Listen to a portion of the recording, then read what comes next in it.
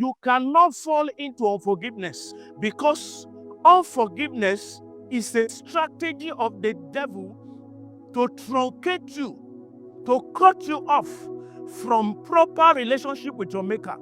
You cannot live in unforgiveness and expect forgiveness from God. Unforgiveness disconnects a believer from God, from his source.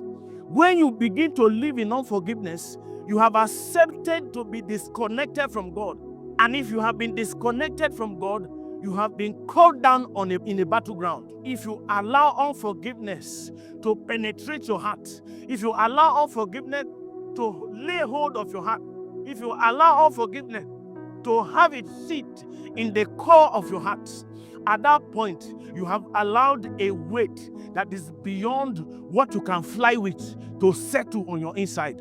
And because of that, there is every chance for you to lose in the battleground. Sometimes what you call offense, a well-strategized tactics of the devil to arrest your destiny. So you cannot afford to have unforgiveness in your heart towards anybody, no matter the case.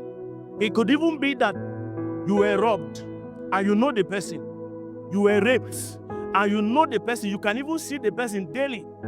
You were defrauded by a friend. You were lied against unjustly.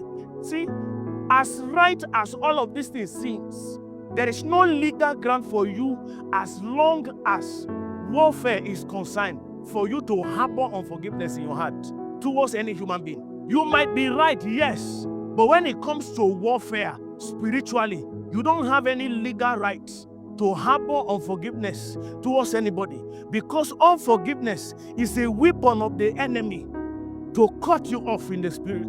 It's a weapon of the enemy to weaken you. It's a weapon of the enemy to kill you. It's a weapon of the enemy to arrest you. It's a weapon of the enemy to separate you from your source, for your power source. So you cannot afford to accept unforgiveness, to nurse unforgiveness in your heart towards anybody. Like I said earlier, you could be right. You could be right in every sense of it. But it's not a justification for you to remain in unforgiveness or to fall into the sin of unforgiveness.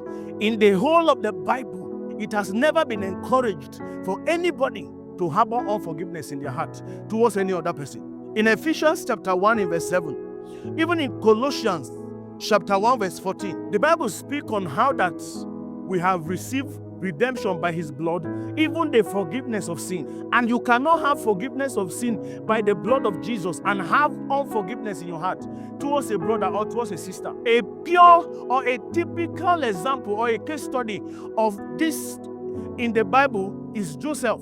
Regardless of all that his brother did to him, regardless of all that he went through, and because he knew that, he didn't allow unforgiveness to have a hold in his heart towards anybody. Even his own brother that betrayed him, he refused to allow unforgiveness fill his heart towards them.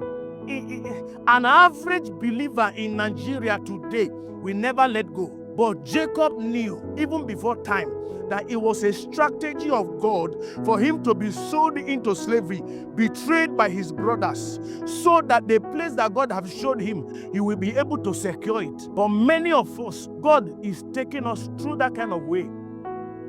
We allowed unforgiveness to cut short our journey.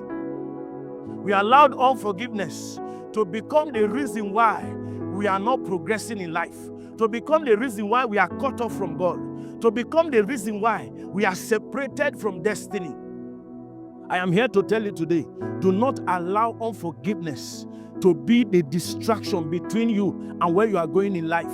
Do not allow unforgiveness to be the reason why you will not see the glory that God has shown you long time ago.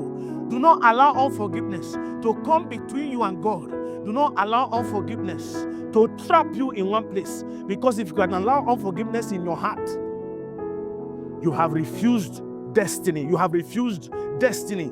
If you can allow unforgiveness in your heart, you have disqualified yourself from the weight of glory that God is about to bring upon your life. And until you come to the point where you can forgive and let go, you cannot be light enough to fly. You cannot be light enough to glide in the realm of glory where God is taking you.